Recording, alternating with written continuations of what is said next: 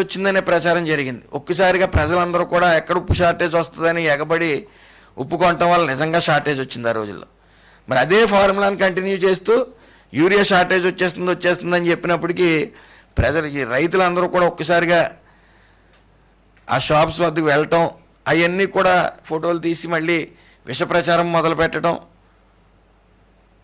ఏదైతే ఈ సాగునీరు అనేది పుష్కలంగా ఈ ప్రభుత్వంలో అందజేయటం వల్ల కొద్ది యూరియా ఎక్కువ వేయవలసిన పరిస్థితి.